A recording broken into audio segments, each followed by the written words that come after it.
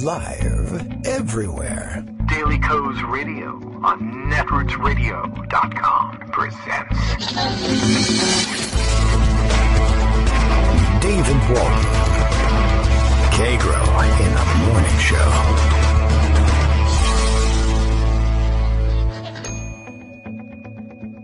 Now, here's David Waldman. Hey, good morning, everybody. How you doing? It is Wednesday, April 11th, 2018. A little bit late today. No big deal, right? Albert Titus says, no problem. Nothing going on today anyway, so a good day to start late. A little bit of an orthodontic emergency of sorts that took us out of the house. Thought we were going to be able to make it there and back in time for the normal beginning of the broadcast. Didn't happen. And so therefore, war in Syria and the resignation of the Speaker of the House and who knows, maybe a constitutional crisis. I didn't think all of that was going to happen. There was a wire protruding on my son's braces. I thought we were going to go in, they were going to clip it. We got an 8:20 appointment. Everything was supposed to be cool. But everybody's wires were protruding and or other things were happening during the morning, and we're going to bring Greg Dworkin on right away because, you know, he's got to go to work too and cut wires on kids' braces too, probably. You don't deal with braces, do you, Greg? Greg? Huh, okay. Well, hey, there you are. I am.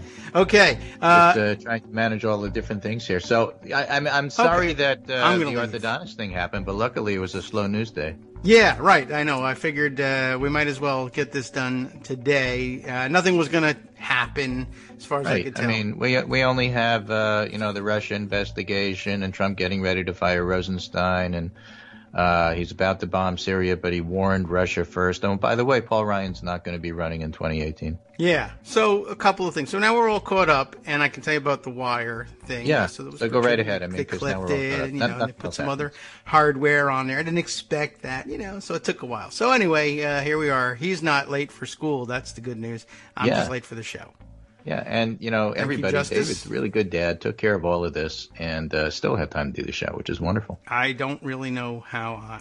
How do I do it? I'm like Hope Hicks.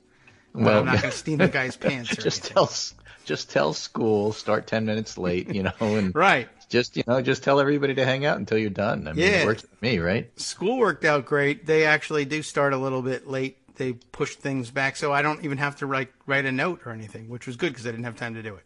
Fantastic. So here's from Axios, although I've seen this in several places by now. Paul Ryan confidants say he's not running for re-election.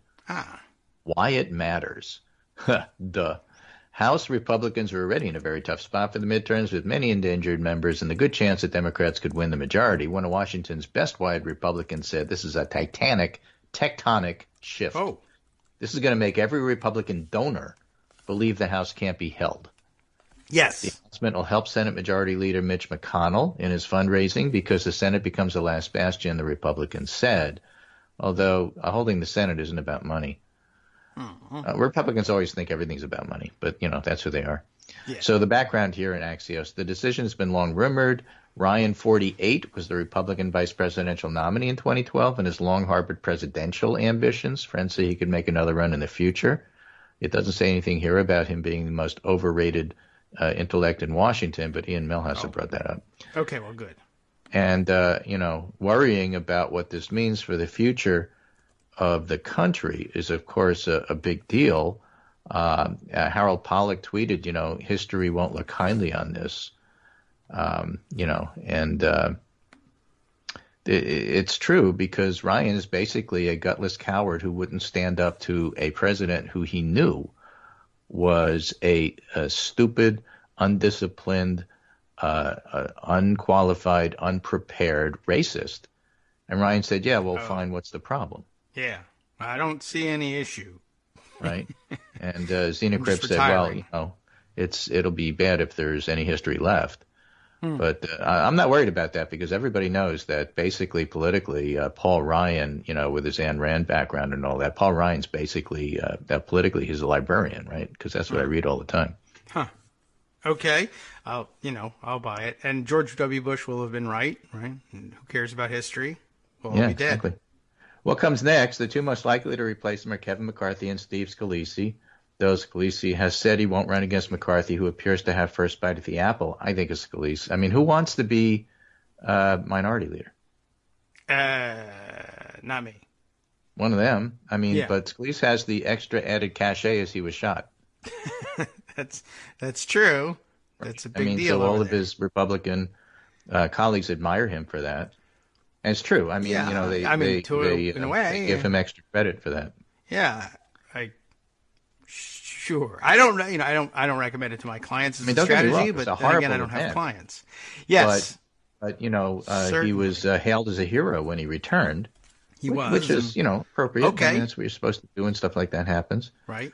But if you're running against somebody, everything counts. Now, as you have pointed out to us lay people many, many times in the past, the major thing, as this story points out, the major thing that the speaker does is raise money for his colleagues and protect them. Yes. And that's done in two ways. One is by raising money for their colleagues, and the other one, of course, is to game out the vote and allow the vulnerable people in your committee, conference, caucus to vote against, knowing that you have the votes. Nancy Right. Pelosi was a fantastic counter and was really good at that, even to the point where votes were won by one or two votes, and Yes. yet the vulnerable people had the opportunity to vote against. That's what the speaker does. She was the And who's Cambridge better at Analytica that job, of the McCarthy or Scalise? I actually don't know. Yeah, all we have to go on is Scalise has screwed it up fewer times because he's never had to do it. Well, he was out a long time because he was shot. Yes, that too. Also, so he counted the days till he was out of the hospital accurately. Of course, the That other was part good. of it is Steve Scalise was an out-and-out racist who attended, white supremacy-type meetings in Yes. Louisiana. But he counted. But them that doesn't matter, accurately. right? Right. Because it's the Republicans. That is true. There was an era where that would be disqualifying. Yes, that's true. Michael Musson reminding us of our history, our short history here, saying McCarthy still has whatever skeleton in his closet that prevented him from going for speaker last time. Excellent, I don't even because I was remember going to what bring that is. up too, and I don't even remember what it was. Good. But whatever it was disqualifying. Yeah, he didn't make Except it. it's a new era with Trump. Nothing's Right. disqualifying. That's what true. has he done that's worse yeah, than Trump? that's a good point. Right, he could shoot. Well, I was going to say he could shoot Steve Scalise in the middle of Fifth Avenue. Probably not. Already Steve, been done. He's No, big. you got to do something else. Yeah. Well, as long as he survives, I guess he could shoot anybody he wants in the middle of, let's say, Constitution Avenue, and wouldn't lose any voters because there aren't any in this contest. But okay. Unless he shoots a member of the House, then he would lose that vote, presumably, even if he doesn't kill them. He could ask for it. I mean, maybe they see such advantage in it for Scalise. I want to get shot. Give me one of those medals of honor. I am now I'm a big hero. Okay. Well, we'll see. I'm trying to remember exactly what McCarthy did. The only thing that I can remember is that McCarthy said during the Benghazi hearings that it was all a ploy to hurt Clinton's poll numbers, yeah, and the there was Republicans that. didn't like that. That didn't seem like a skeleton. I don't know. I'll have to see if I can. Well, maybe Michael knows. Tell us. Yeah, I mean, there was something else, maybe. Or maybe it was a skeleton. It's in the closet. We know it's a skeleton. It's just there. We don't know what it is. Because if we knew, it wouldn't be there in the was closet. Kevin McCarthy affair rumors, which have been circulating. This is Oh, back yeah. in 10/08 Right. of 15. Renee Elmers. Now I remember. Yeah, something like that. Right. Well, she's gone. Plus, And he's still there. yeah. So it's not a problem. She's out of there. And also, she had an AR-15, although she had her AR-15 stolen. So it's a plus and then a minus. Yeah. So that was a long-running affair, which was an open secret Was in it? Congress. But obviously, it's in this Me Too movement era. It will be interesting to see whether it has even more salience than it did back then. But at the same time, we're talking about Republicans in the House, so who knows? No. Yeah. All right. So I assume But that's a wash. that's really a tough race. I mean, how do you handicap that? On the one hand, you have Money. Kevin McCarthy, who's had affairs, and on the other hand, Steve Scalise has been shot. So they're covering all the top, hot button issues right there between them. And which one is the more important one? I don't know. What else is left? Grits. We didn't get it. We got the God case. I'm just saying. Yeah, I don't know. Well, you handicap it by money. You take a look, of course, at how much money have each of them passed out through leadership PACs, and that's your basic guide. Although is it what you've done or what they think you can do? a little bit. Well, I'm sure it's both in calculations, but my because Scalise has a great fundraising pitch now because he's been shot. That's true. That could enter into it. My usual. I mean, if you're just putting them at the front of the room and estimate. each has a podium for 15 minutes, and Kevin McCarthy describes his affair, and Scalise describes the fact that he's been shot, Scalise wins. Maybe I keep pronouncing his name both ways because I have no idea how to pronounce it. Yeah, well, we'll just say it a lot of times, and one of them will be right eventually. But that's my quick story. I got it estimate right. point is you just total up the money. That's it hasn't been wrong yet. It's not how necessarily everybody makes their decisions. It's just coincides very strongly with it. Right. Correlates. So while that's going on, Donald Trump is tweeting. I like this one from this morning. Russia vows to shoot down any and all missiles fired at Syria. Get ready, Russia, because they will be coming nice and new and smart. Smart has scare quotes around it. See, they're smart bombs. You get it? Oh, I get it. All right. You shouldn't be partners with a gas-killing animal who kills his people and enjoys it. I guess he's advising them to be partners with a gas-killing animal who does it with sorrow and not anger, right? Yeah, there's many ways to read that. A gas-killing animal. I don't even know what to... All right. Right, and it's capitalized, too. GKA. So. Yes, that's the GKAs you got to watch out. You would be partners with the GKA, which is ridiculous, Yeah, that is very. Wouldn't it be deep. weird? You sit down, you do one of those Myers-Briggs, and you come out as a GKA. Who wants to work with that guy? Nobody, and Nobody. It doesn't. The picture that I guess he thinks he's conjuring with that phrase isn't the one I get when I try and picture quickly. What's a gas-killing animal? Right. Anyway, so there's major issues going on with that. Obviously, he'd like to do this as a coalition. Israel is ready. I think they're already starting to bomb sites. But they'll hit Iranians. Exciting. Because that's what Israel wants to do. And Trump, I suppose he'll bomb Syria. And what he wants to do is hit some Russians and start a war, because why not?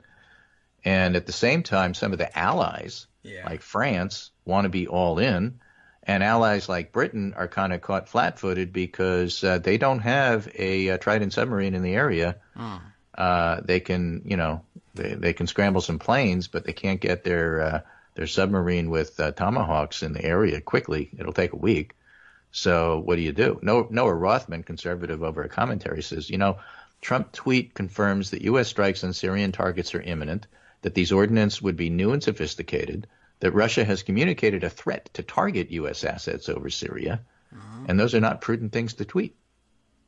Well, so... Remember what he said, Russia vows to shoot down any and all missiles fired at Syria? I guess he's saying that that's what Russia told him. Yeah, Russia, if you're listening... Russia, if you're listening, let's just do all the secret stuff. Let's just do it right here so everybody can hear it. Right?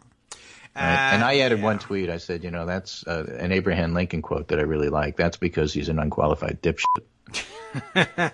Is that Lincoln? Yeah. Lincoln also said, don't believe everything you read on the internet. Abraham Lincoln. You dip, whatever. Okay, yeah, well... He was a very frank guy. Yeah, he is. So, that's in the background, too. And, of course, that wasn't the only thing that Trump was tweeting about this morning. Oh, is he still going? Or? Well, yeah, it is still going. I don't know if you heard about this. No, but I heard about orthodontia. People actually raided his lawyer's home. Did you hear? Oh, yes, that part. You're right. Yes, that happened before the orthodontist. Well, apparently, he's still mad about it. Is he? Is it because they also raided the guy's hotel room? What did he have a hotel room for? Well, that's the thing. They raided 3 places: his place of work, his hotel room, whatever that is, and his home. Yeah. And the reason he had a hotel room is because I guess his office was being renovated. Raided. So he had to have a place to work. And so he got a hotel room while this is all going on. Okay. I mean... So what's he tweeting this morning? To work. He says, much of the bad blood with Russia is caused by the fake and corrupt Russia investigation, headed up by the all-Democrat loyalists or people that work for Obama. No. Mueller is most conflicted of all, except Rosenstein, who signed FISA and Comey letter, no collusion, so they go crazy. Okay, there's a shorter way to write that. I know, but what he's doing is specifically going after Rosenstein. Yes.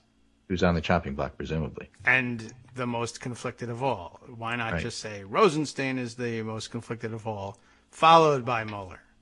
Right. Well, that's a good question. So Adam It is Davidson not. had a very interesting little tweet storm here, which I thought I would go over because I think it's helpful to set the stage for why Trump is so upset.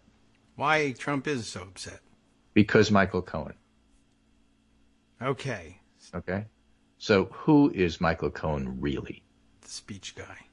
I mean, we can talk about why it's weird and different and big for a lawyer's office to be raided by the FBI with stuff impounded, right? That's unusual.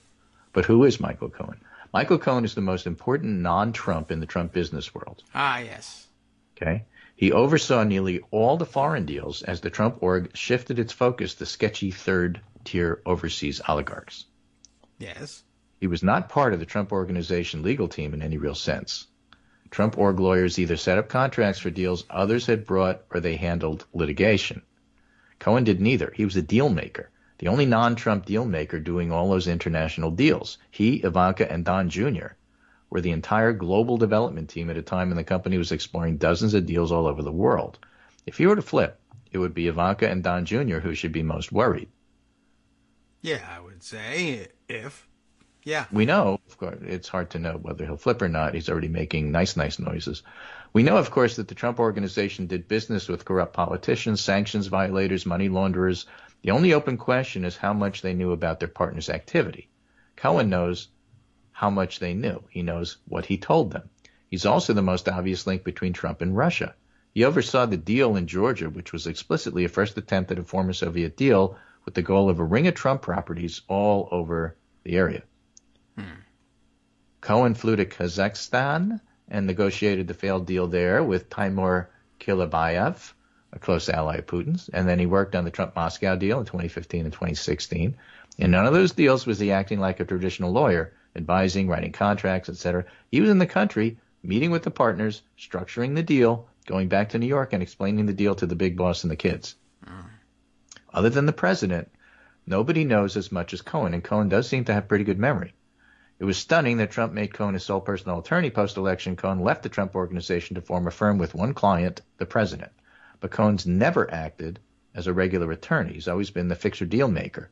So the move to his new private firm seems solely designed to provide attorney-client privilege, to get his documents out of the Trump Organization into a private office. This moment is what Trump has been terrified of and trying to avoid since long before Comey was fired and Mueller appointed. Short of Ivanka or Don Jr., flipping, Cohen is the key witness. He knows way more than Manafort or Gates. And also key, it's been a rough year for Cohen. He lost his place in Trump's inner circle, didn't get the big ticket to the White House. He's been loudly, vocally loyal, but in my experience, this is Adam Davidson writing. By the way, Adam Davidson himself is a writer, and I'll check on it and see which organization he writes for. But to get back to the tweet storm here, which is almost done, I guess the probability of a Cohen pardon is high, and the likelihood of Mueller being fired has grown. And I also guess that there are New York State charges. Yeah. So Mueller, of course, knows all. Now, he was busted by the feds, but, that if stuff comes out, he could still be subject to New York State charges. And, of course, you can't pardon somebody for that. Mueller, of course, knows all this and much more and referred the raid anyway. So it's on. All right. And that was from Adam Davidson, who himself is a New Yorker staff writer. Okay. He used to work at New York Times Magazine and NPR.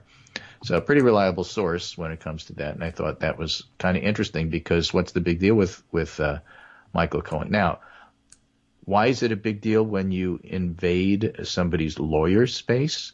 I don't know. Because there are strict guidelines, according to the Department of Justice, at least all the lawyer types that I follow on Twitter are telling me. Yes. And you simply don't do that unless you think the lawyer has committed a crime or you think the lawyer is going to destroy evidence. Right. And so basically the only other people that were raided, not just negotiated for subpoenas, raided were Paul Manafort and Michael Cohen, two Trump loyalists who, if you look at their whole record, of course they're going to destroy stuff. Yeah. I'm surprised they haven't been doing it already, and maybe they have. Right.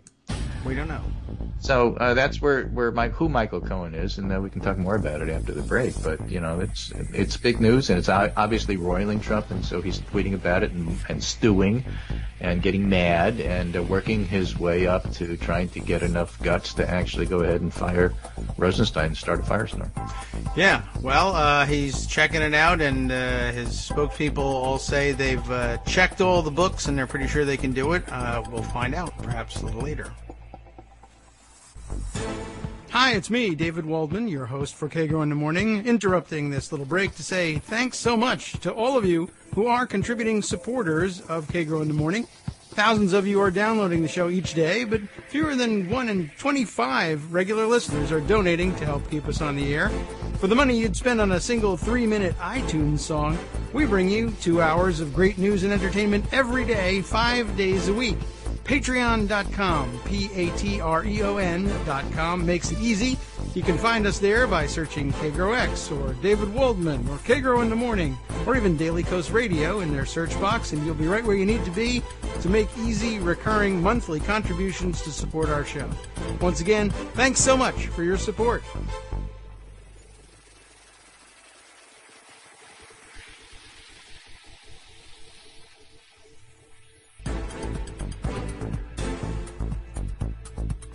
Welcome back now to the Kagro in the Morning Show here on Netroots Radio. Back on our regular schedule. I'll have to find some way of plugging the 5-minute hole at the beginning of the show, but for now, we're back on schedule and on time. Greg Dworkin still with us.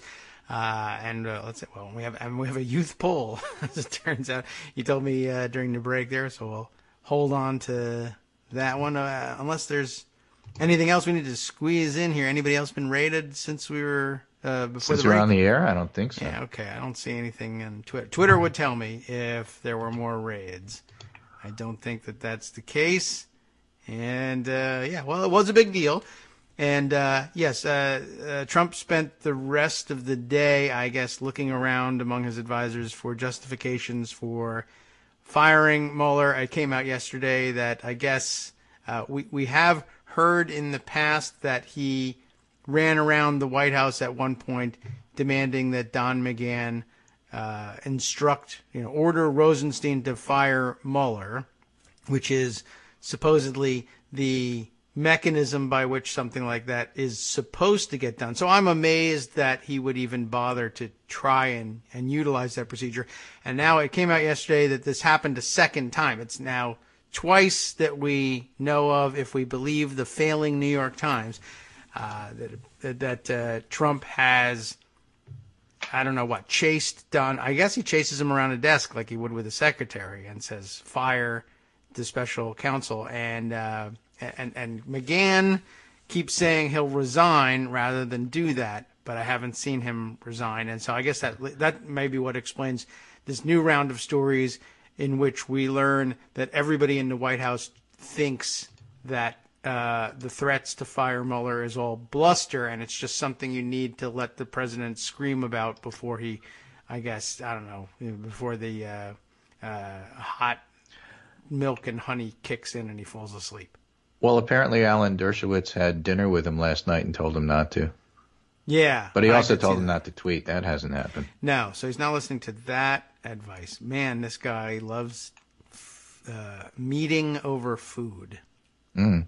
He does not. Well, it's and then it's gives good himself to regular, dessert. So anyway, you have all of that. Yep. But if we want to look at the Mueller stuff, there's a absolutely terrific Dave Leonard piece in the New York Times, which is, and I have all of this in the pundit roundup, but this one is called "The Tragedy of James Comey." It's just a reminder that this all started with Comey, and it didn't just all start when Comey was fired. It started when Comey had the hubris to go public and do it live and talk about the Clinton investigation, which he never should have done, and got us to this point in the first place. And Leonard is not nice to him. This is because Comey, of course, has a book tour going on. He's going to be with Stephanopoulos Sunday night. He's going to rightly describe Donald Trump as basically being like a mafia boss, organized crime boss, that's all true. But Comey is part of problem and how we got here in the first place. As Leonard writes, Comey decided he knew better than everybody else. He was the righteous Jim Comey. After all, he was going to speak truth to power. He was also not incidentally going to protect his own fearless image. He developed a series of rationales suggesting he really had no choice about, going public with what the investigations were showing and didn't show. They remain unpersuasive. When doing the right thing meant staying quiet and taking some lumps, Comey chose not to. His tragic mistake matters because of the giant consequences for the country. He helped elect the most dangerous, unfit American president of our lifetimes. No matter how brave Comey has been since, no matter how honorable his full career, he can never undo that damage. As he takes over the spotlight again, I'll be thinking about the human lessons as well as the political ones. Comey has greater strengths than most people, but for all of us, there's a fine line between strength and hubris. Oh. That would be James Comey. So that's how we got here in the first place. And the result of all of this is the American public is stepping back and looking at the whole big picture and saying, oh, yes, Republicans for the moment haven't deserted Trump. And that's to the consternation of David Brooks, who told him to, and they're not listening, so he's really upset and wrote a column about the fact that nobody's listening to him. Okay, I get that. But, that's true. That's what happened. My column. At the Pundit Roundup, too. Yeah. And it's called The Failures of Anti-Trumpism. And he says, we have persuaded no one. Trump's approval rating's around 40, which is basically unchanged from where it's been all along, which is true. No bump, just no drop. We've not hindered him, says David Brooks. Trump has more power than he did a year ago, not less, with more mainstream figures like McMaster, Rex Tillerson, and Gary Cohn gone. The administration is growing more nationalist, not less. We've not dislodged him for all the hype. The Mueller investigation looks less and less likely to fundamentally alter the course of the administration. Of course, Brooks is an idiot and doesn't see anything. I'm sorry to be so harsh, but he acts as if Democrats and the wave that's developing doesn't exist, and all of this is about himself and his few friends who are never Trumpers, and why aren't people in the Republican Party, the only people who count, listening to him? Yeah. And, I have very little patience for that. A whole lot of stuff is happening here. There's an incredible wave building. There's another special election last night in Florida. Democrats are continuing to overperform compared to Clinton's performance. And there's this terrific piece here in the Washington Post today. And I'm going to read the Virginia Beach section because that's kind of more relevant to your state. Oh, all right. 5 Americans explain the burst of enthusiasm for Democratic candidates and causes. I will start with the lady in Milwaukee because, after all, that is Paul Ryan's home state.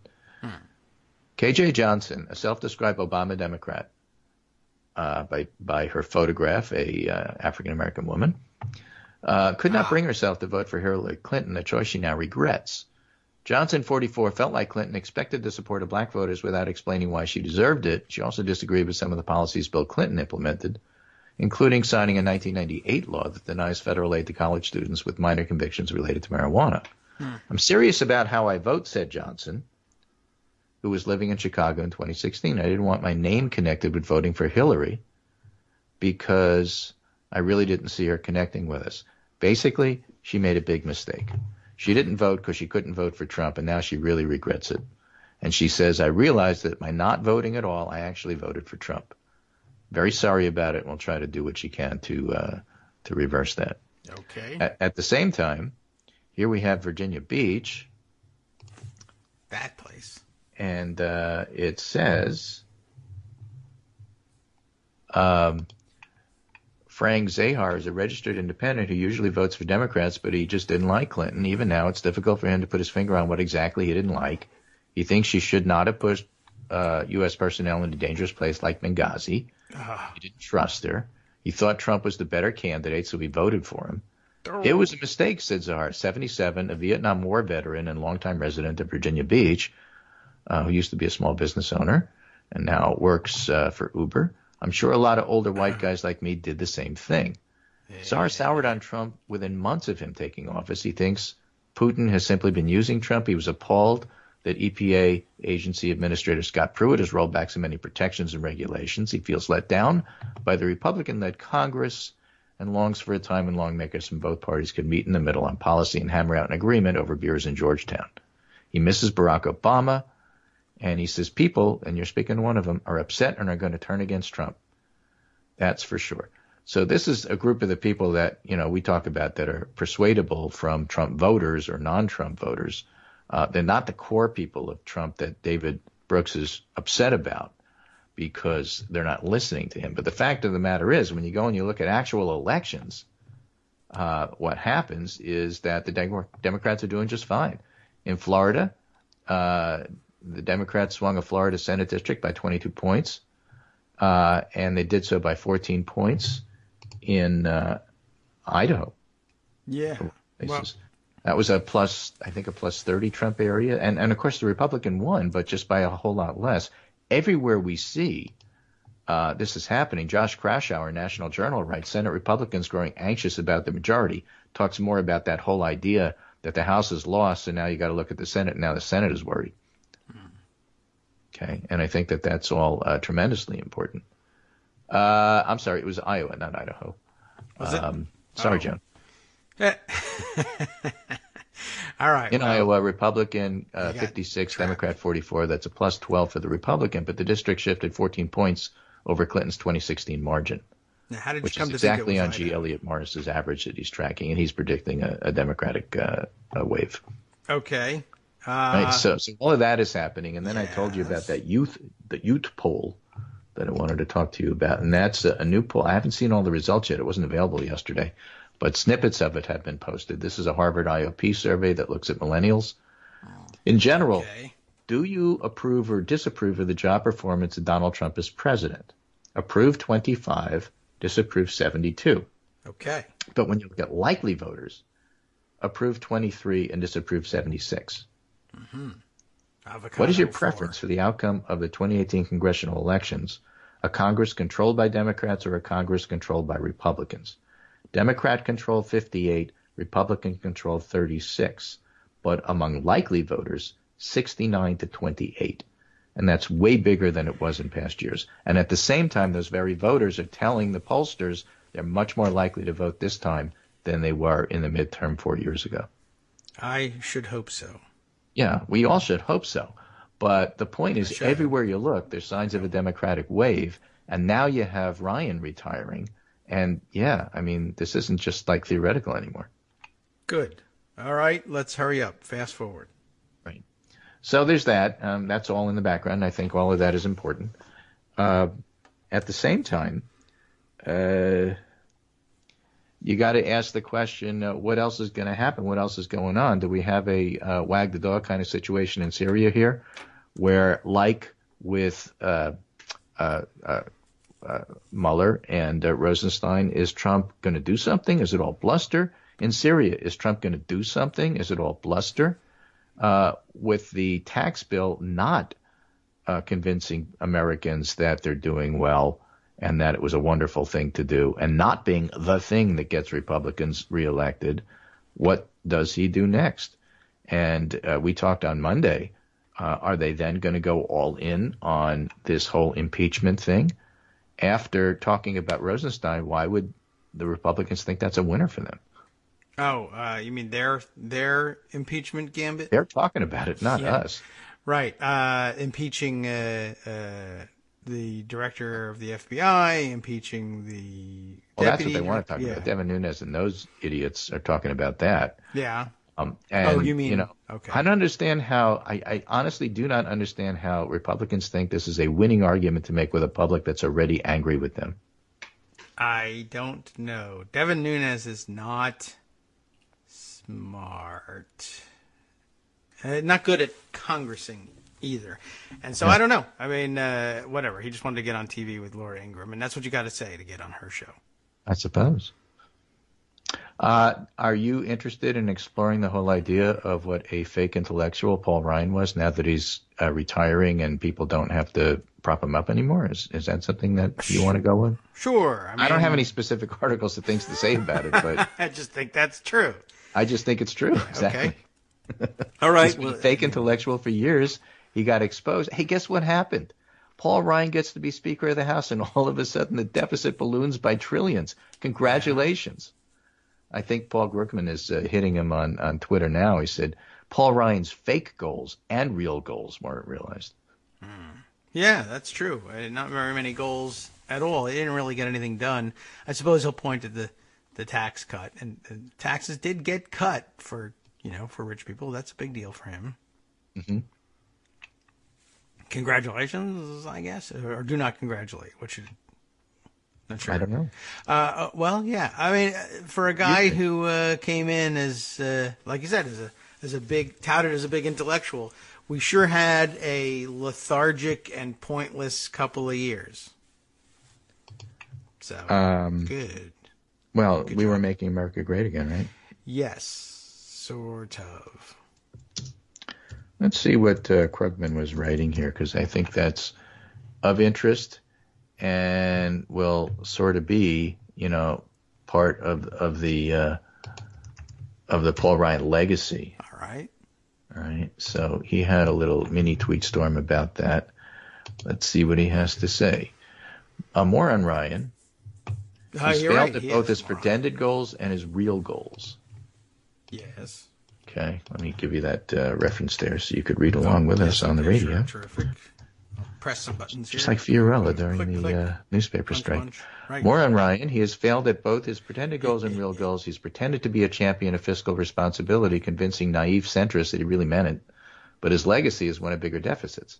That is not a surprise, because anybody who actually looked at his plans realized the alleged deficit reduction was all magic asterisks. Take those out, and his plans were actually deficit increasing because of tax cuts. His real goal was to eviscerate the social safety net under the pretense of doing it in the name of fiscal responsibility. In particular, his signature proposal was to voucherize, privatize, and defund Medicare, and that's not happening. Meanwhile, as Speaker, his main achievement, if you can call it that, has been as an enabler of corruption and contempt for rule of law. It's unclear whether the end game will be democratic takeover of the House or autocracy, American style. But either way, what a legacy. What a legacy. Yeah. So I think all of those points are true. Nothing that Ryan actually proposed was going to work, because there's this whole myth that tax cuts will cause the beast to starve, and therefore you'll have to cut everything back, and that will somehow magically get rid of social programs, social safety net programs, and that's the Republican goal. That's the Koch brothers' goal anyway. And therefore you have to pay less taxes because there's less government to support. That was never true. As somebody on Twitter pointed out, starving the beast means starving Trump voters. True. They're the beast.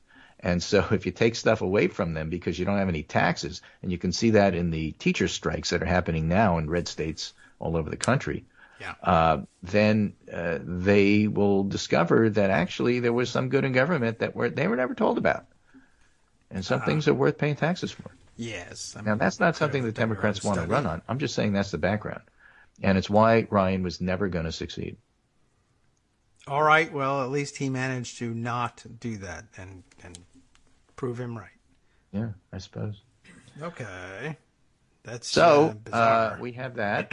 Let's see, what else do we have here from the Pundit Roundup? We have a very interesting piece from Ishan Tharoor talking about what might happen next in Syria. It has the very cuddly, fuzzy, feel-good title of "There's no victory for Trump in Syria, but he could court disaster." That does feel good. Doesn't it? No matter how President Trump follows through on his promise of a very tough response to the Syrian regime's alleged use of chemical weapons, he still has to swallow a tougher reality. When it comes to the brutal war there, his administration is boxed into a corner, like every other administration before him. For Trump, who loves winning, there's no winning in Syria, but he still has the capacity to make things worse. Now, that was part of the whole Obama doctrine. Just don't do anything stupid, because as bad as things are, it could always be worse. People hated that, but you know what? It's true. Trump could tweet furiously about what an animal Syrian President Bashar al-Assad is. He can point fingers, albeit hypocritically, at his predecessor for not doing enough to confront Assad's regime. He can declare mission accomplished in the fight against Islamic State. Oh, I love when people use mission accomplished. But he's neither a plan nor the appetite to stop Assad's brutal consolidation of power and the regime's steady destruction of the remaining pockets of rebellion. To be fair, the complexity of what's unfolded in Syria has tied far more experienced foreign policy practitioners in knots. Many members of the Washington establishment spent years clamoring for a sharper strategy to both rein in Assad and help end Syria's ruinous conflict. They criticized Obama for not carrying out airstrikes against the regime, sufficiently bolstering moderate rebels, or adhering to its own red line on the use of illicit weapons. Oh, by the way, you either draw a red line or you draw a line in the sand. Mr. President, you don't draw a red line in the sand. One of his tweets. Yeah, I've seen him mention that. You could. But yeah, but like it's a little mixed metaphor there. Dye or blood or something. Yeah, that's true. All right. Well, he likes to draw, I think.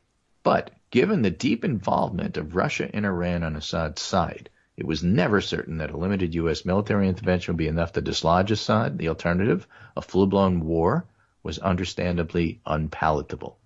So what are we going to do now? Yes. Tweet. Yeah, I suppose that'll show them. #we won. Yeah, make Syria great again. Maybe that's all it'll take. It's good to know he likes to win, though. I thought that was a savvy observation. He loves winning. Okay. He doesn't like to do the hard work that it takes to win, but he loves winning. I do too. Right. So you have all of those things. Derek Thompson points out, by the way, just one more thing on Paul Ryan. Derek Thompson writes at The Atlantic. Paul Ryan rose to prominence by weaponizing Obama-era deficits and winning plaudits from centrists for his austere math. He leaves office days after a CBO report finds the GOP government has, in a matter of months, increased the deficits by more than $1.2 trillion. Yeah, he does. Right? So Republicans, led by folks like Ryan, made deficits into a boogeyman to block support for states and people without jobs when unemployment was 10%, came into office when the crisis had mostly passed and then blew up the deficit anyway, even as the need for stimulus had decreased.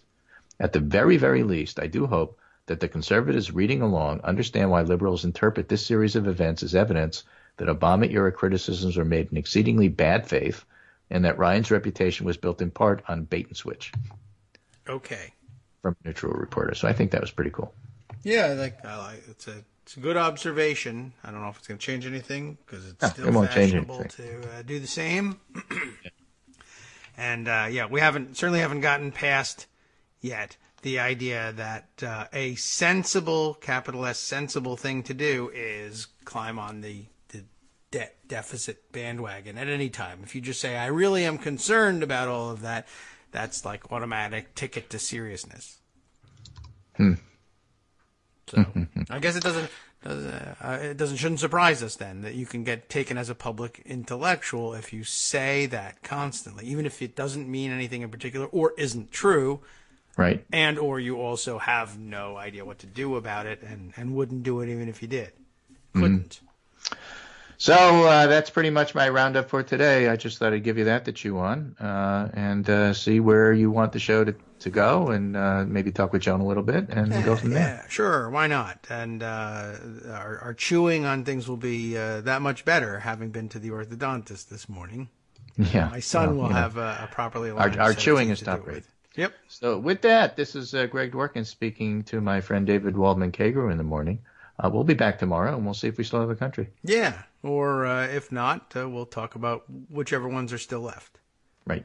Okay. All right, take care. Very good. Thanks. You do the same. And all right, well, that, I don't know, let's see. That takes us to, where are we here? Oh, you know what? Let's see if we can sneak in. I think we can. Let's see. And we probably should wait until after the break. Okay, we'll wrap up with some other stories here. I've got, as I was searching around for the recorded segments I've been holding on to, I realized I have more than one recorded segment I've been holding on to. I don't think I can get to all of them, and I only set one up.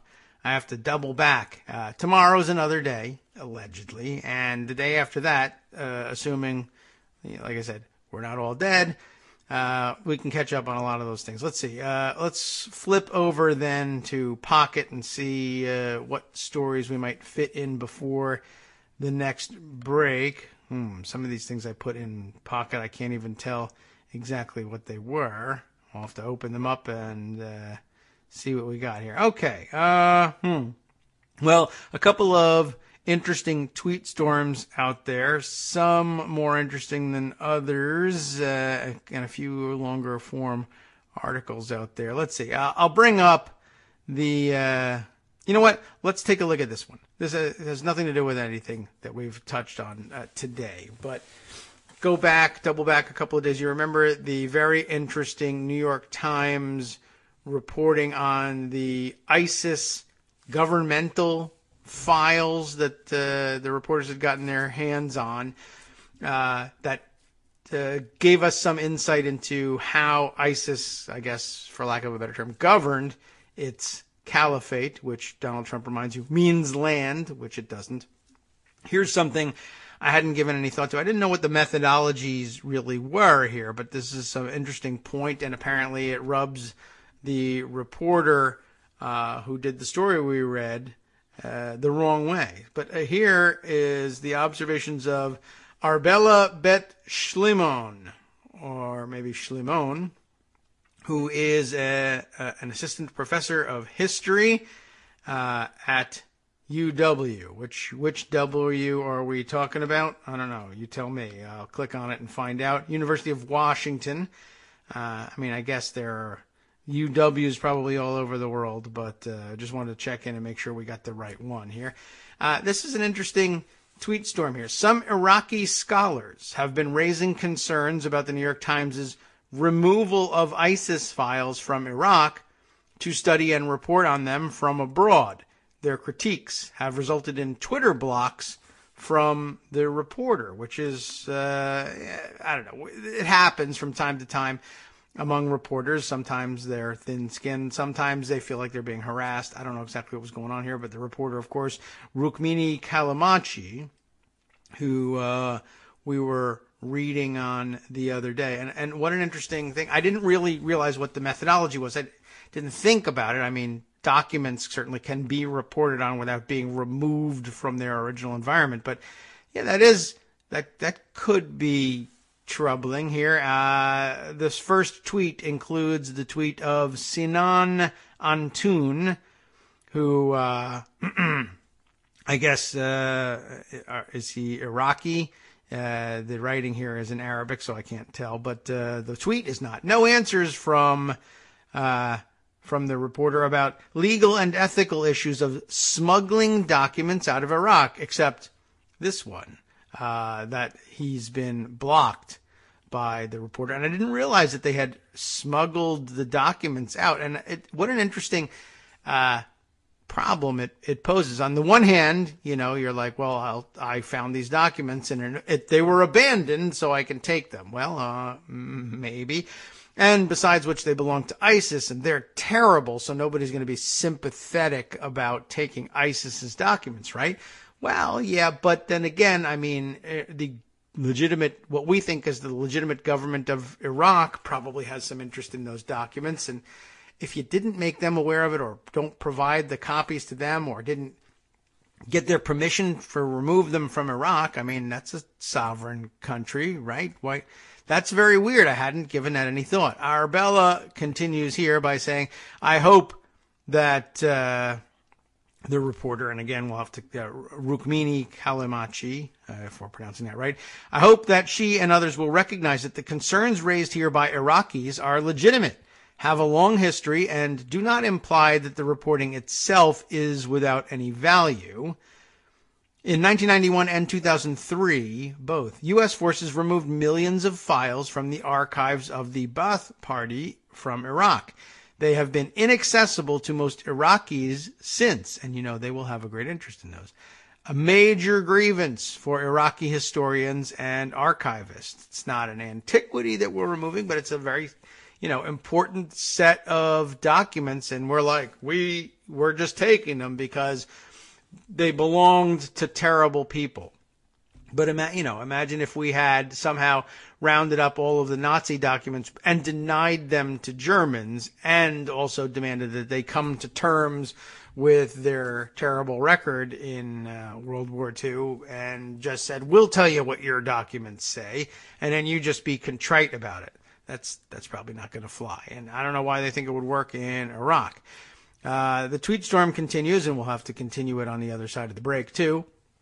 But here's one or two more entries. Most are currently housed, the documents, at the Hoover Institution, which is, a bit of a right-wing think tank on top of it all, in Stanford, California, where Western researchers, if they're lucky enough, as I was, to get the substantial funding needed to go there, can use them to do research that they overwhelmingly publish in English. That's problematic too. It doesn't really make it any more accessible to Iraqis, the fact that they're available to write about, or they get researched by Western readers and written about in English. Weird, interesting. I'll be right back in a minute.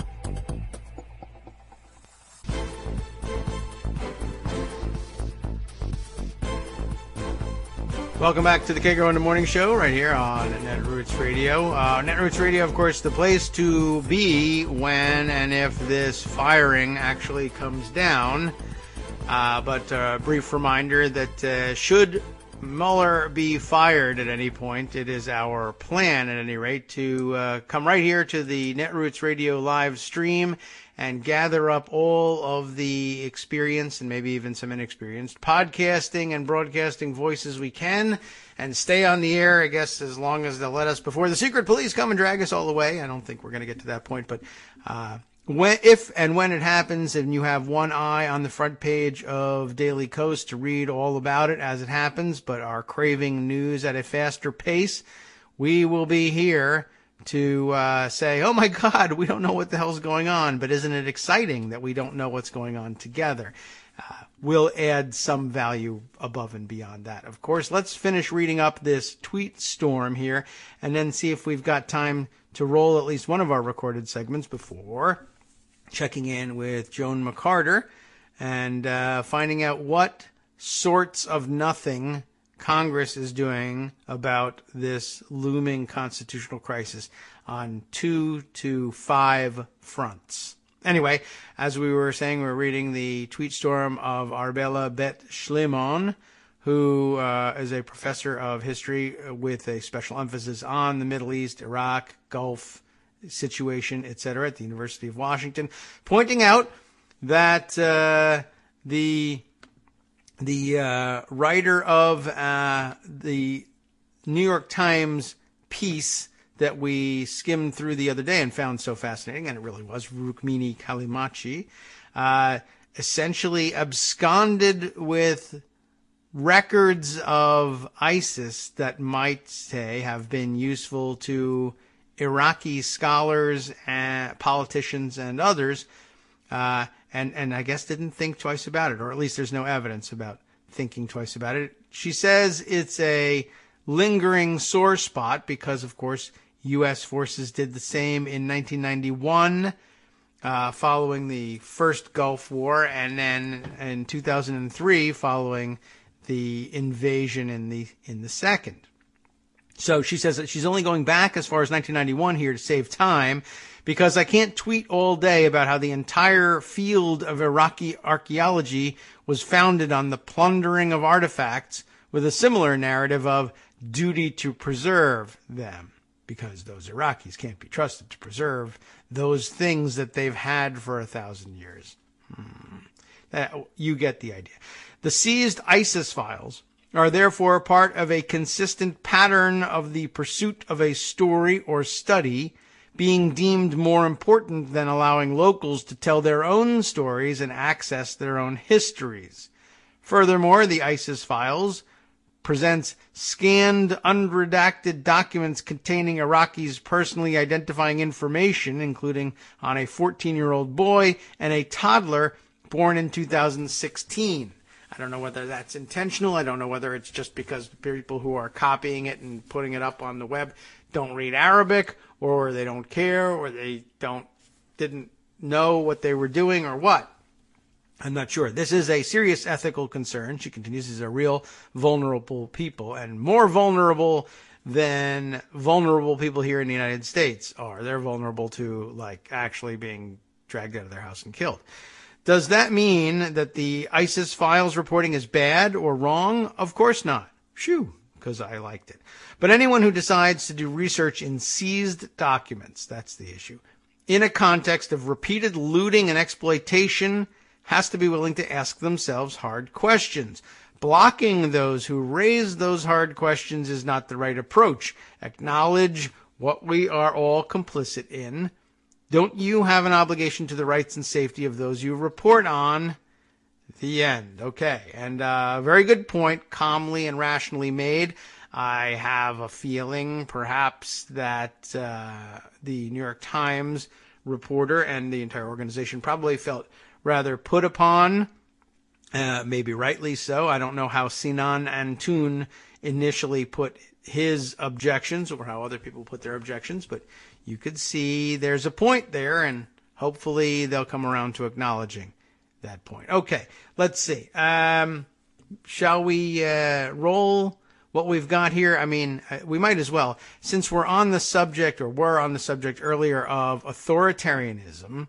What I've got here is a relatively brief segment recorded by Mark Hogue, who we know on Twitter as Thor Gamma, Thor and Gamma, just mashed into one word, who also, of course, gave us the recorded segment critiquing the critique of the personality testing that Greg offered us earlier, and now in a follow-up to another of Greg's pieces on personality testing for authoritarian, authoritarian leanings. He comes upon this, what appears to be a personality test. You know, you get to agree, disagree, strongly disagree with a listed number of statements to measure your penchant for authoritarianism. And I'll roll the tape because, and maybe I'll just keep the microphone open while I do it, because I actually laughed out loud when I first heard it, first couple of times, some of the questions, and I was just like, I couldn't believe them. Let's roll it and listen in and wait to summarize the day in authoritarianism with Joan later on. Hello, KITMers. Well, I just want to go over a little right-wing authoritarianism questionnaire with you for fun, and I think it's very interesting and enlightening that people can have totally opposite reactions to what I would have. You'll probably feel the same way. This is from The Authoritarians, and it's a book that was made free by the author, the distinguished professor Bob Altemeyer. He's a retired professor of psychology. He was at the University of Manitoba, and he studied authoritarianism for over 40 years. His research on authoritarian aggression won the prize for behavioral science research from the American Association for the Advancement of Science. This is from his book, 2006, copyright. I'm going to read you a little bit of the excerpts first. This is a section called Right-Wing and Left-Wing Authoritarian Followers. And by the way, I'm going to insert here, he's addressing the follower issues. It's never really up to authoritarian leaders to take over. It's because they have so many followers that's the problem.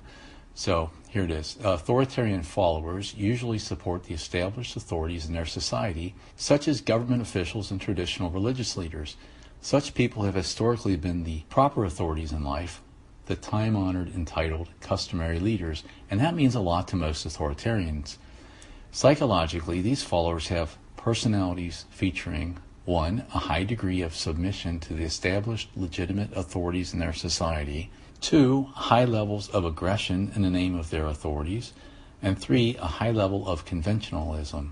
Because the submission occurs to traditional authority, I call these followers right-wing authoritarians. I'm using the word right in one of its earliest meanings, for in Old English, writ, R-I-H-T, was an adjective that meant lawful, proper, correct, doing what the authorities said. Now, what I'm going to do is just read the questions. There are questions 1 through 22, and you can score it on a Likert scale from -4, meaning strongly disagree, to +4, meaning strongly agree, and then everything else is in the middle, including 0 means totally neutral, and you can balance out your responses. And then if you're going to want to score it, I would say just go get this book. I tried reading the scoring and all that, and I think it would just be too tedious to have it on the program. But I think listening to the questions and just thinking them out is worth the effort. So here goes. 1. The established authorities generally turn out to be right about things, while the radicals and protesters are usually just loudmouths showing off their ignorance. 2. Women should have to promise to obey their husbands when they get married. 3. Our country desperately needs a mighty leader who will do what has to be done to destroy the radical new ways and sinfulness that are ruining us. 4. Gays and lesbians are just as healthy and moral as anybody else. 5. It is always better to trust the judgment of the proper authorities in government and religion than to listen to the noisy rabble-rousers in our society who are trying to create doubt in people's minds. 6. Atheists and others who have rebelled against the established religions are no doubt every bit as good and virtuous as those who attend church regularly. 7. The only way our country can get through the crisis ahead is to get back to our traditional values, put some tough leaders in power, and silence the troublemakers spreading bad ideas. 8. There is absolutely nothing wrong with nudist camps. 9. That was it. That was the one that got me to laugh out loud. And I think they're alternating between things that are obviously sort of traditionally pro-authoritarian and others. But yeah, I'm not so sure about that one. Oh, and you know what? I just realized I didn't pause that. I hit the stop on that. Now that's going to cause a problem as I try to continue, because if I just roll it again, it will bring up the start of the thing. Let me see if I can't bring this up. Hello, KITMers. Now I can move, I think, inside the... how am I going to move inside the file now on this one? Okay, I got a different idea instead. We'll try and open it up in WavePad, and then I can jump back to the area that I stopped at here. I should have just commented and laughed out loud, but I had to stop and comment on nudist camps. I thought that was actually kind of funny. All right, well, let's see. We were probably right around here. Let's see, about 3 minutes in. And by the way, the segment's only about 6.5. Let's see where we pick up here. All right, so apparently that I realized as I'm going on here, and I get a note from Scott that, hey, we're not on. It was probably just me like laughing briefly at something that I was hearing and you weren't, because the application I chose to play this thing in was we were unable to hear. So let's see. Is there any way to salvage this? Probably not. However, here we go. I got an idea now. Let's jump back to about where I left off in this application, which I think does get its sound captured. And I think we'll pick up right around the nudist camp thing once again. Rebelled against established religions. There we are no doubt every bit as good and virtuous as those who attend church regularly. 7. The only way our country can put some tough leaders in power and silence the troublemakers spreading bad ideas. All right. 8. There is absolutely nothing wrong with nudist camps. There we are for the 9. third time. Our country needs free thinkers who have the courage to defy traditional ways, even if this upsets many people. 10. Our country will be destroyed someday if we do not smash the perversions eating away at our moral fiber and traditional beliefs. Sounds scary. 11. Everyone should have their own lifestyle, religious beliefs, and sexual preferences, even if it makes them different from everyone else. 12. The old-fashioned ways and the old-fashioned values still show the best way to live. 13. You have to admire those who challenge the law and the majority's view by protesting for women's abortion rights, for animal rights, or to abolish school prayer. 14. What our country really needs is a strong, determined leader who will crush evil and take us back to our true path. 15. Some of the best people in our country are those who are challenging our government, criticizing religion, and ignoring the normal way things are supposed to be done. 16. God's laws about abortion, pornography, and marriage must be strictly followed before it is too late, and those who break them must be strongly punished. Does God have a pornography law? 17. There are many radical, immoral people in our country today who are trying to ruin it for their own godless purposes, whom the authorities should put out of action. Ooh, 18. out of action. A woman's place should be wherever she wants to be. The days when women are submissive to their husbands and social conventions belong strictly in the past. 19. Our country will be great if we honor the ways of our forefathers, do what the authorities tell us to do, and get rid of the rotten apples who are ruining everything. 20. There is no one right way to live life. Everybody has to create their own way. 21.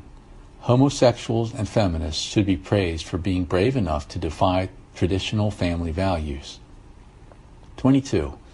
This country would work a lot better if certain groups of troublemakers would just shut up and accept their group's traditional place in society. So that's it. I'm going to ask our fearless, righteous leader, Kagro X, to provide a link so you can get the book if you want to get your score. And that will be page 13, real easy to find the scoring system. Easy to find, but not easy to live with. Thank you, Mark, for bringing us that. I'm sorry I screwed things up so badly and playing it out smoothly, but you can see why I thought the segment was well worth the time, except that so many of the things that authoritarians believe are howlers, except they really do believe them, and now they're in power, and that's dangerous. And so, well, just a brief reminder, I guess, of what we're dealing with in case today's events did not make that plain. All right. Well, I don't know whether to expect that Joan was either listening to this segment and laughing along with us, or is extraordinarily busy with the day's events and keeping things up to speed on the front page. So I could see it being either way, but very often when this happens, then I get a note that says, I'll be right there, or I forgot, or I was listening and I don't want to come on your show anymore. I'd rather sit and listen, whatever it is. I never get that note. But either way, we'll work around it. There's plenty to do and discuss. And oh my goodness, I'm scrolling down the page just to see what's happening. And Laura Clausen must have been beside herself getting a hold of the picture that illustrates the piece she published at the front page, or that was published on her behalf at 9:30. This picture of Donald Trump, I guess, walking to, it must be at the airport where the wind is crazy and the things that it does to that stuff he has on his head is unbelievable. And we're not supposed to focus on that. We should focus on the substance, but come on. That is the substance when it comes to Donald Trump. All right, well, let's see. Front page has long since, I guess, digested the nonsense for the morning. So we'll head back into Pocket and pull out a few other issues here. Let's see. I've got a couple that we can share, and maybe as prelude to Joan, or as a good substitute for her if she can't make it this morning. We have Igor Bobic's, or does he say Bobich? Does anybody know whether it's Bobich or Bobic? I should ask him that already. From HuffPost, senators fumbled at sending stronger message in support of Robert Mueller. And I largely agree. Basically, lots of posturing yesterday among members of Congress who deigned to answer the question of what should we do, or should we be drawing a red line? Should we be doing something to protect Mueller?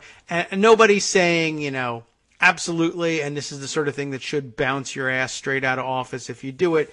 More like either we'll see what happens, or it will be up to us to do something. And even not just among Republicans who were copping out, but cautious Democrats. So, all right. Well, I think Igor probably has a pretty good sense of what was, how to encapsulate what went on. A bipartisan effort in the Senate to send a more unified message in support of Special Counsel Robert Mueller and his investigation into Russia's election meddling fell apart last month as lawmakers bolted for the recent 2-week congressional recess. When Senators Tom Tillis and Chris Coons issued a statement seemingly out of nowhere in late March, urging President Donald Trump to allow Mueller to complete his work without impediment, it took many by surprise. The timing of the statement, during a sleepy recess week and in the wake of Trump's pointed attacks against Mueller earlier in the month, led some to speculate that the special counsel's job could be put in peril. Something is going on, tweeted Zach Petkanis, a former staffer for Hillary Clinton's campaign, in response to the senator's statement. Trump did not act against Mueller that week, but something was going on behind the scenes in the Senate. And here's Joan, and maybe she can tell us what some of that activity was. Good morning, Joan. How you doing? Good morning. I did not expect to be brought on immediately. Oh, well, there you are. So hello. Huh. On a quiet morning. Yeah, right. There's not that much going on. We've covered a few of the local stories: traffic, weather, war, impeachment. So, we're pretty much up to speed. And then we got a little brief primer on the authoritarian mindset that might be driving all of this, which was rather frightening and scary, of course, as authoritarianism always is. And so now would be a great time to have your participation. I was just reading over Igor Bobich's piece from Huffington Post, basically trying to round up a sentiment that a lot of people in and around Congress speaking on the record about the need to protect Mueller, but very few willing to say things like what I would really do about it. Of course, they're not solely in control of things. That's part of the problem. But even a lot of posturing from among Republicans who were willing to say things like, yeah, that's unacceptable.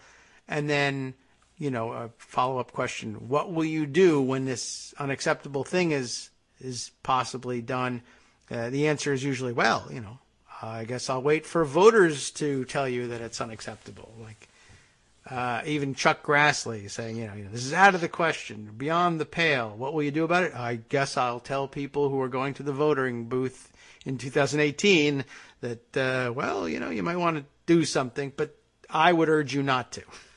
So that's his big pitch for constitutional limits.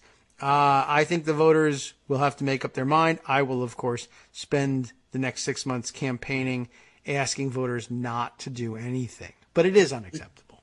But it's unacceptable. But hey, not my job. Right. So, I just that was essentially the message we got from Mitch McConnell yesterday. Yeah. Not my job. Right. Until somebody He's not going to do it anyway. He's not going to fire him anyway. We And don't need to you're right. worry about it because it's not going to happen.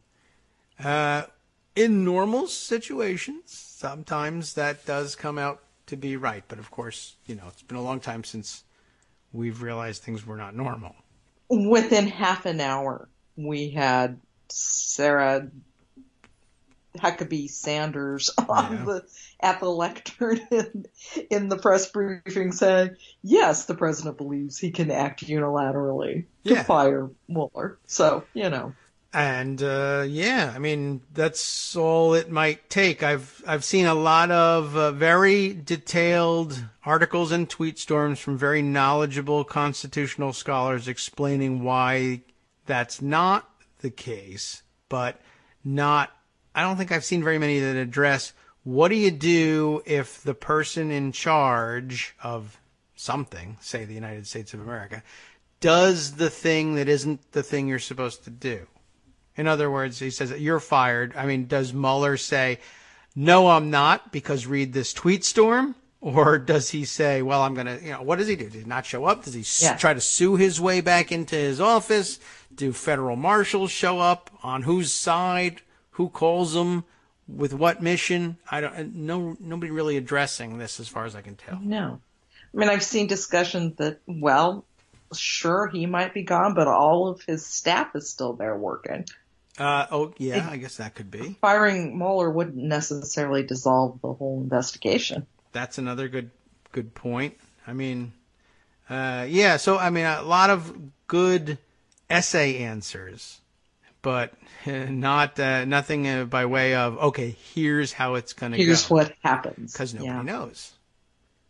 Because we're in uncharted territory. I mean, this isn't even really Nixon territory. No.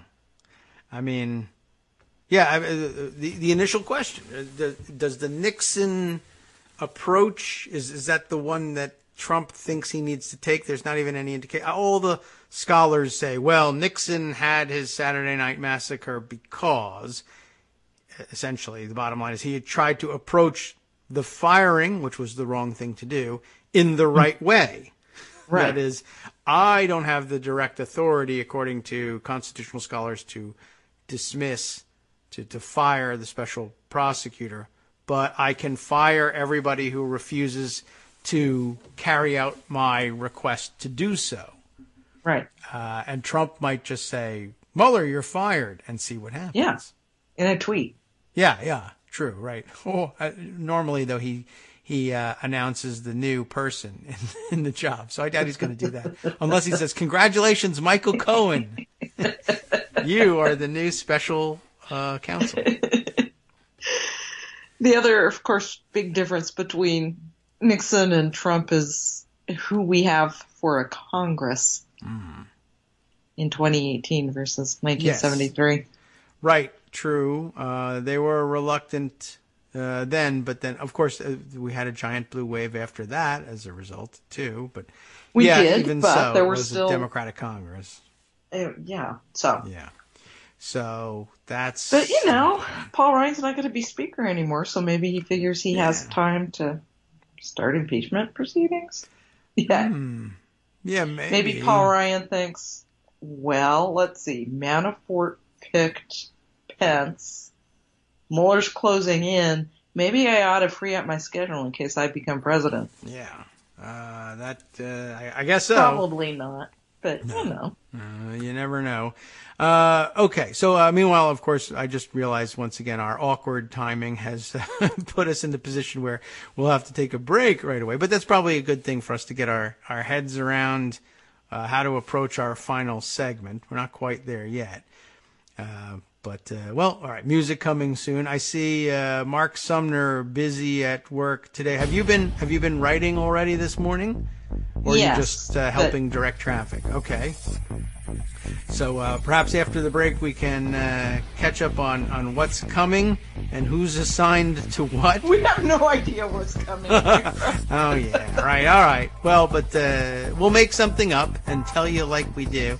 I don't know. Well, that's why we need this 2-minute break. Not so much for a commercial. There's not going to be any of those. It's just going to be us putting our heads together. We'll be back in 2 minutes. Hi, everybody. It's me, David. Let's change things up from the old fundraising pitch for just a minute and talk instead about how you can be a part of our show. If you've got a smartphone or any other electronic recording device, why not sit down and record a segment for us? Read us an important article and give us your take. Read one of your own original essays, or even just give us your commentary on something you'd like to share that's important to you. Then send the file to me at kagrox@gmail.com, and I'll try and work it into the show. Short segments, a few minutes in length, are easiest to fit in. And of course, I can't always guarantee that I'll be able to play everything, but if you've ever shouted at your radio or TV about something you wish was being covered, here's your chance to change that. Make the show your own. Send your submissions to me at kagrox@gmail.com.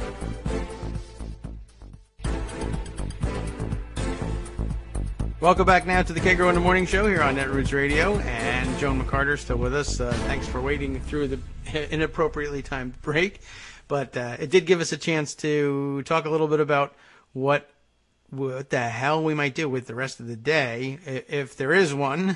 We'll just trust that the world keeps turning.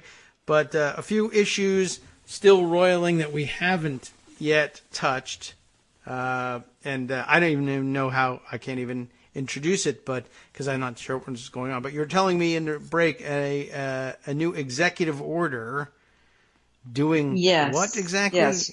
Once again, got Trump the pen. took time out of ranting on Twitter to sign an executive order to make all of the departments that have any part of the safety net figure out how to make it harder for poor people to get help. So housing, food assistance, Medicaid, pretty much everything is going to be up for grabs. And it's a relatively vague order, just saying figure out how to give states more flexibility, which of course means block grants. Okay, I see. And how to impose work requirements. We've got to move people from welfare to work. Which again. 1996 just didn't do that well enough, apparently. It's not. And isn't everybody just already driving for Uber or something? Right. If they have a car and can afford gas. Yeah. If you That's can't, the you can problem. lease it from Uber now.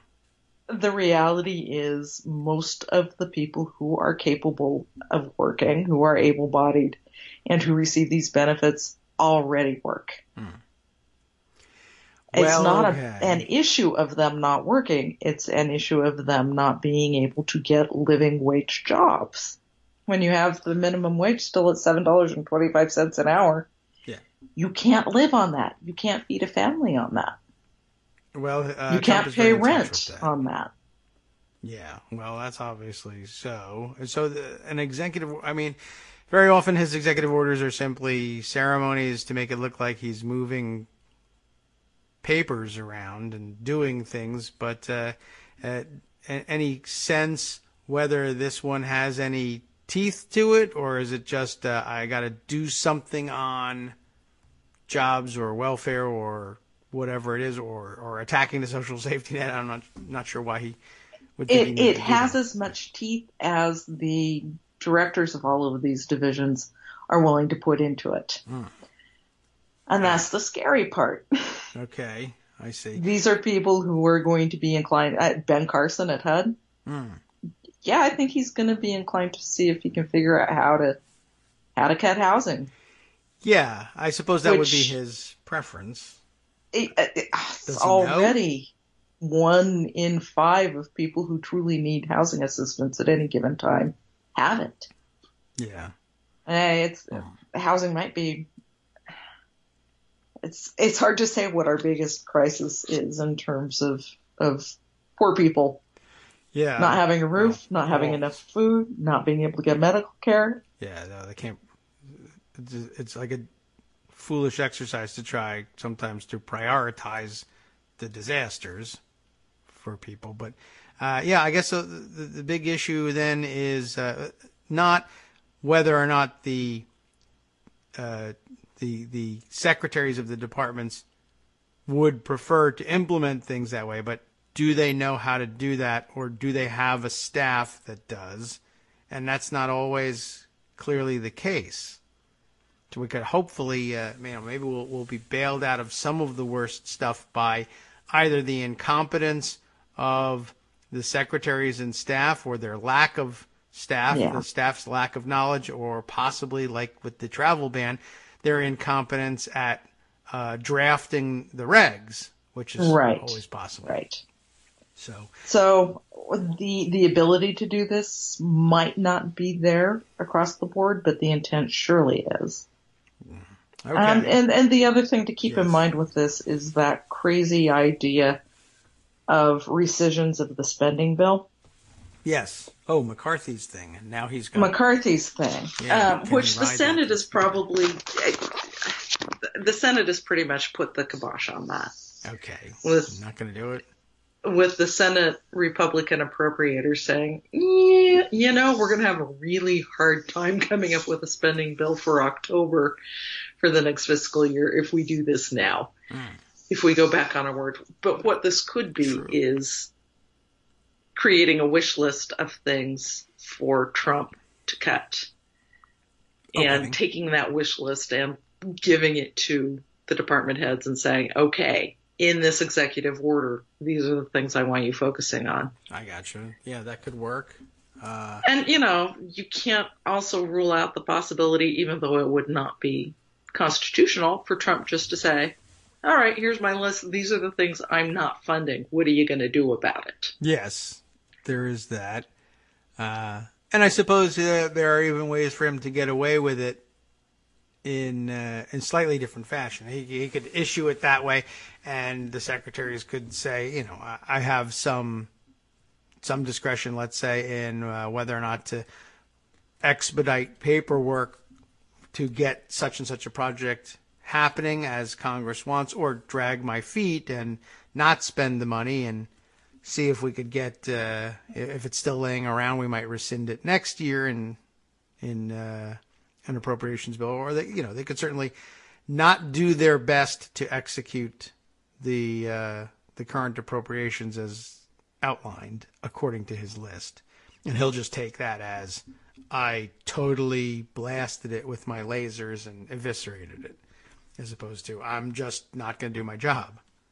Yeah. All right. Bad. That's bad. And he'll learn nothing from it.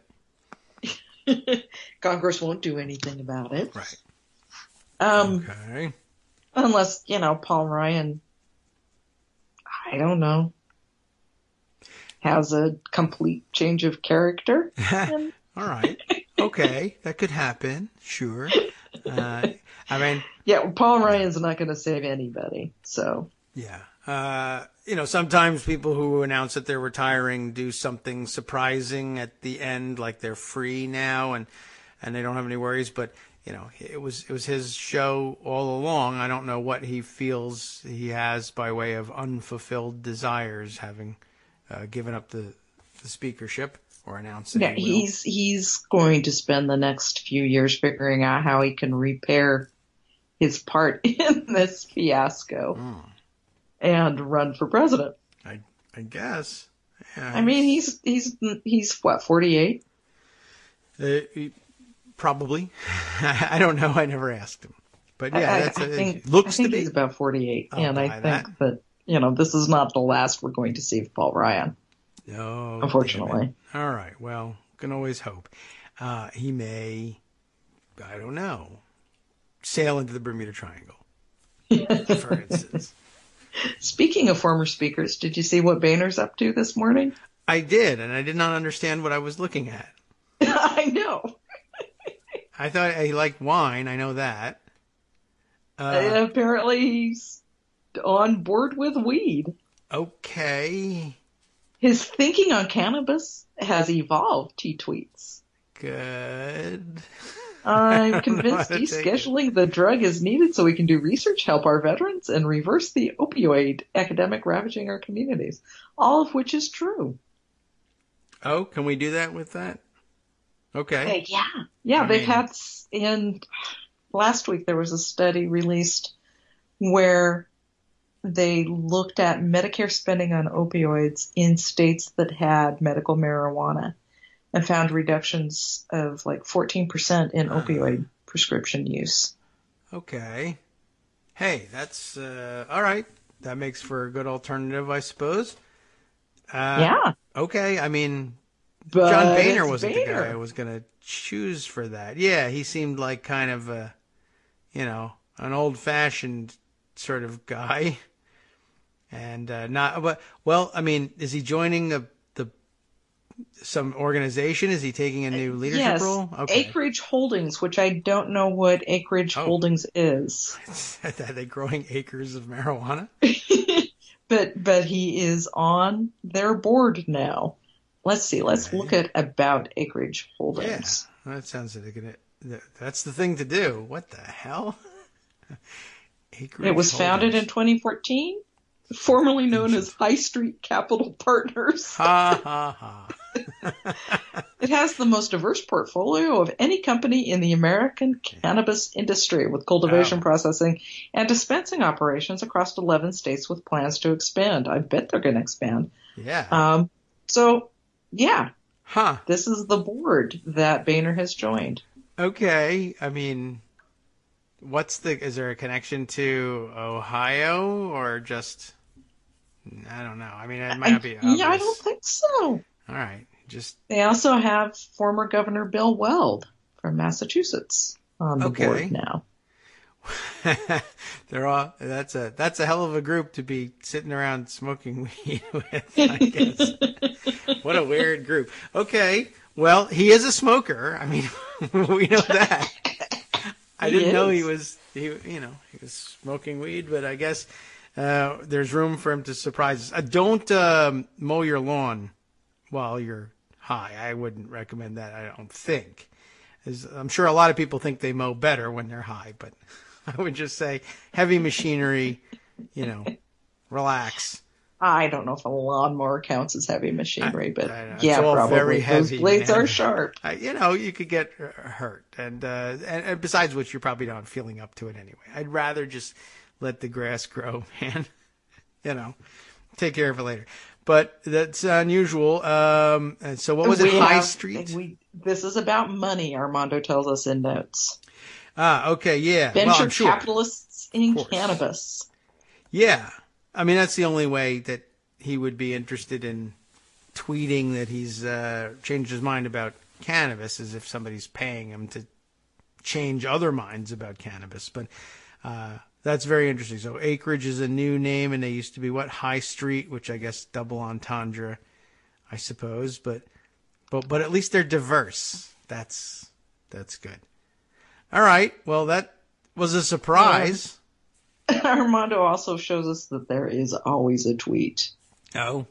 This one from 29 August 2013 from Donald Trump. I see. Yeah. At Walla3Saf, I don't know who that is, somebody he's replying to. No, dopey, I would not go into Syria, but if I did, it would be by surprise and not blurted all over the media like fools. Whoops. Yeah, I guess, that didn't age well, I guess. Yeah, there's been a lot of that, and a lot of people picking out all of his tweets about don't tell the other side when you're coming, et cetera, and I'm sure that appealed at the time, but okay, but now he's blurting it out like fools. Like fools. All right.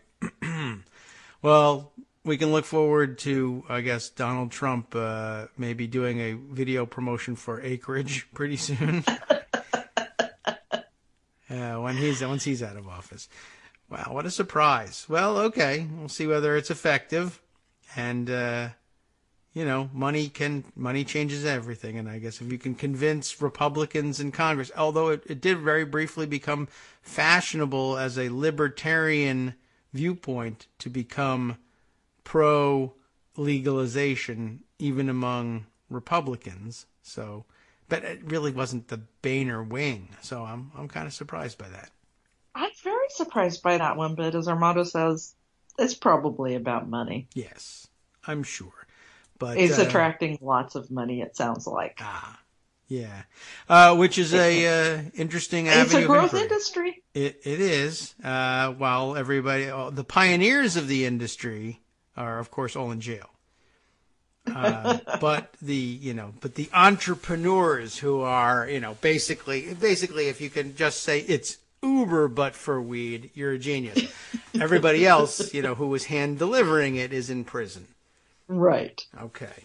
Well, that I'd like to see, honestly, if they could lobby the Acreage board member types to, for amnesty for people who are in jail for doing what they're doing in suits.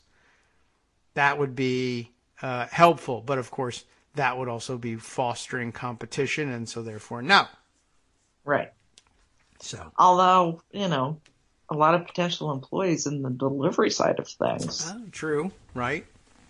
I guess that's true. And a lot of these operations were every bit as efficient and businesslike and ruthless as any legalized business as well. But yeah, that's definitely an avenue worth exploring. And I'm sure we'll see some very poignant writing about that in the near future too, because we got a lot of people who have been on that beat for a long time, in the net roots in general. But okay, and now they've got Boehner helping them.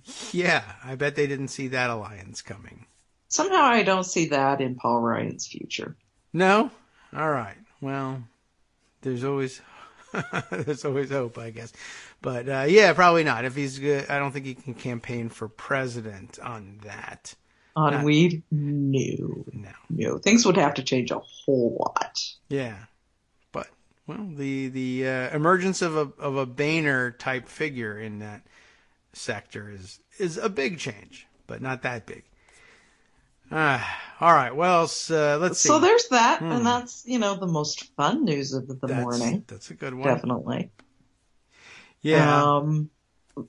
Back on the Senate side of things, in the House side of things, of course, the House isn't going to do anything except try to figure out, what they're doing in terms of a speaker.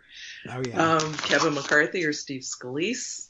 Somehow I don't think that Kevin McCarthy's affair with Renee Elmers is going to have the same impact it did 3 years ago. Was it just 3 years ago? Yeah, maybe. I don't know when it came up. But, now, of course, we're sort of numbed to something that petty. Although, again, it doesn't seem to work very well for non-Trumps. Right. She's gone. Yeah, of course. He's been working hard with the Trump administration.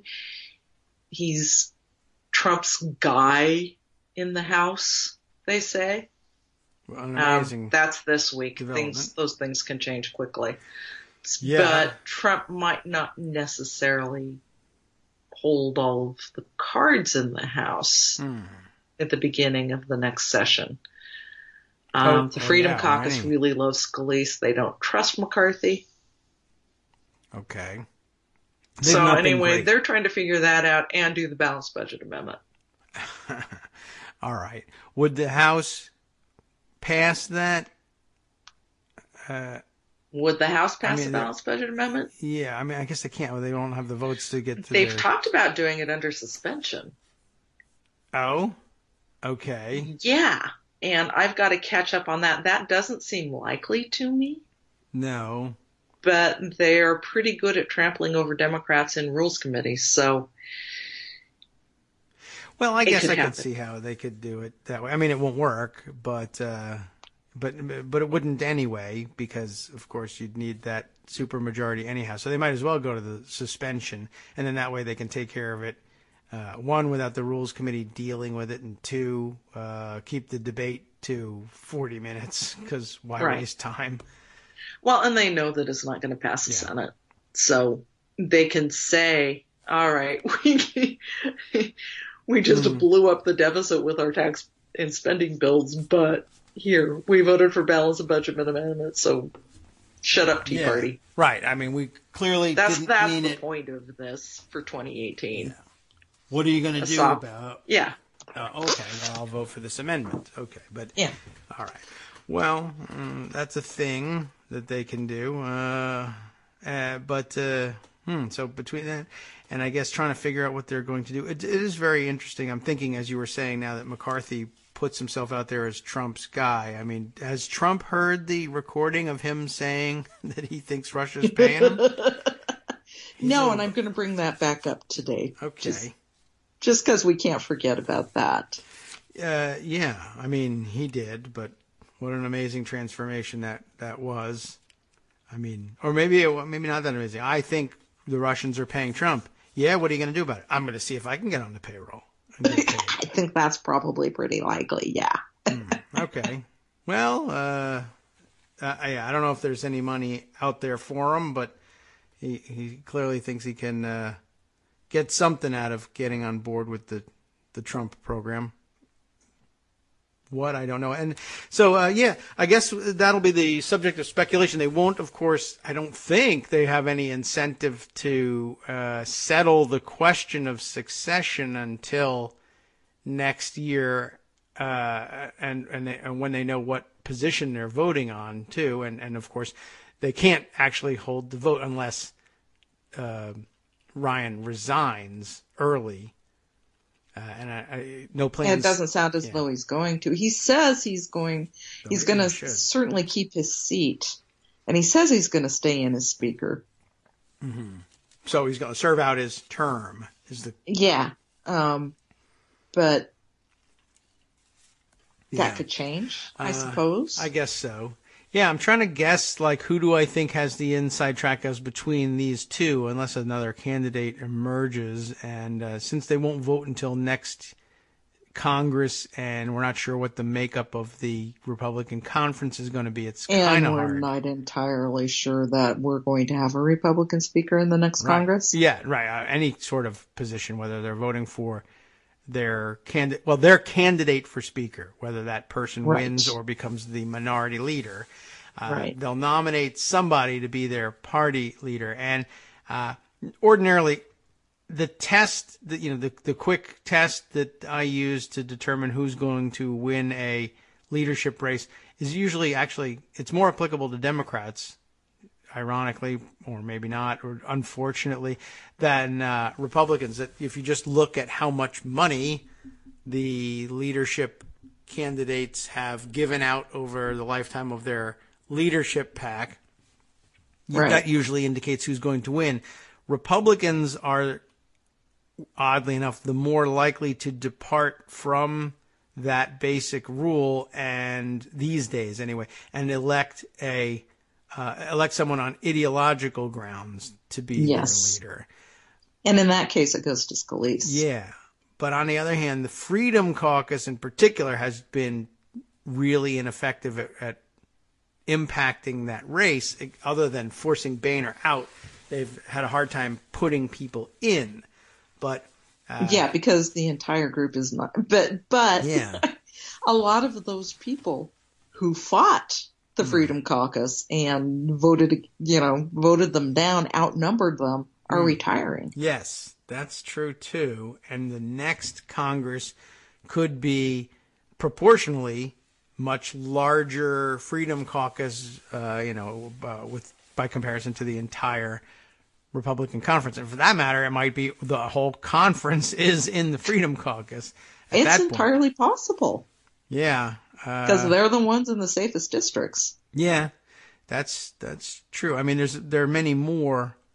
Is the Freedom Caucus still stand at about, what's the membership numbers? They never really did release those. But somewhere around 40. Yeah, so it's about the same size. So the conference won't be, well, that would be great. If they could reduce the Republican conference to 40, that would be terrific. We'd get a lot done. That's not going to happen. But no. But so they could continue to have an outsized influence. Yeah. For their numbers. It could still end up being, 150 non-Freedom Caucus members and 40-something Freedom Caucus, or, in cases where longtime Republicans are retiring and the seats don't flip, the incoming freshman Republicans are likely to make a beeline to join, like it was with the Tea Party caucuses briefly. It will entirely depend on how big they won by. Yeah. I mean, I think that in flipped seats they're going to be pretty cautious. Yeah. I see close margins in a lot of these seats that flip either way. Okay. Yeah, I'm thinking of Republican seats where the incumbent retires, but Republicans hold the seat nonetheless. Okay. You might see recruiting from there, and people who can't wait to join the Freedom Caucus, even though they have either possibly no idea what it is. Doesn't matter. It's just freedom. I'm for that. That's my caucus right there. But that's not a coherent group, and you end up doing things like putting up Ted Yoho and losing. So yeah. Very interesting. And how does Ted Yoho feel about all this, by the way? If he returns and sees other Freedom Caucus people jump over him to become speaker or contest for the speaker's office, does he think he could have been a contender, or is he just a joke inside the Freedom Caucus? They all think they could be contenders, Kagro. That could be it. Maybe that's it. I'm sure Louis Gohmert, here's why my not chance. Me? Right. Yeah. Well, that's what keeps them on the outside. Whew. All right. Well, a bunch of weirdos still going to be here. Can't get rid of all of them. Meanwhile, in the Senate, yes, we are still working on nominations. I think McConnell is just going to put his head down and do that as much as he can, and very little else. Well, that's although he something they did can do. say, yeah, sure, we'll look at the balanced budget amendment because he has to. Yeah, so then people won't yell at him. We do have one sort of fun thing coming from Tom Udall, which could, if it made it to the floor or if he could get people to sign on, would be sort of uncomfortable for Republicans. And that's a sense of the Senate resolution that Pruitt has to go. Scott Pruitt at EPA, who really pretty much does have to go. Oh, I mean, he's horrible, what we've heard, of course. And he's nuts. Not going to have a lot of defenders either. No. So that could be kind of kind of fun mischief making. Yeah. And strategically wise, if there's any reality to the otherwise foolish notion that Trump was floating Pruitt as AG once Sessions is gone, having a sense of the Senate resolution that you shouldn't even be in government is probably a good thing to have. Going to be a helpful thing to have. Yeah. I've heard that it is Scott Pruitt himself or his best friends who are floating that rumor and keep floating that rumor. Yeah. Okay. Well. Yeah. He's got and you know, left, normally you would think this would be something that would just send Trump over the top. Scott Pruitt getting all of this press. Yeah, that's usually a bad thing. He likes him. It's amazing. And Pruitt's doing precisely what Trump's friends want Pruitt to be doing. So I think that's probably more a part of it. He's getting good feedback from people he knows on Pruitt. Yeah. Well, I guess that's all that really counts for him. But, well, that would be interesting. I like the move, so Udall has the right idea there. And, yeah, so nominations. And, oh, my goodness, so much we didn't get to talk about today. True. Well, you got anything coming up that you'll be writing about that we should look for that we missed so far today? Not so far. I'm really more on Sinclair because we've got to keep up that beat. Yes, we've got to get Ajit out of the FCC. There's so much. There is a lot. In fact, when you mentioned nominations, I think Wendy Vitter's nomination moving. Right. Yeah. That's well, they must think they're bulletproof at this point. The Vitter name is like, well, we thought it was mud, but then Trump. So what the hell? Now we're practically. Choir boy status at this point by comparison. Okay. Thanks, Joan, for taking some moments away from a hectic day. You are most welcome. We'll check in with you again next week. The world, hopefully still be if around. We're all still standing. I'll be here. Okay. Excellent. Thanks very much. As usual. Bye-bye. Check in with you later. Okay. So next up, of course, here on Netroots Radio, Justice Putnam will be checking in on all the other things that we didn't touch on today. Michael Cohen on the agenda, the teacher strikes in Oklahoma and West Virginia, showing the new muscle that teachers can flex even in Republican-dominated states. From Daily Kos Radio on netrootsradio.com, you have been listening to the Kagro in the Morning Show with David Waldman. Yes, thanks very much for listening. That new muscle, of course, by the way, driven by America's awakening to the terrible conditions that educators are working in those states, thanks to Republican budget reductions. And here's a surprise story from across the pond. Fox offices in London raided by the European Commission. How about that? Next. Stay tuned.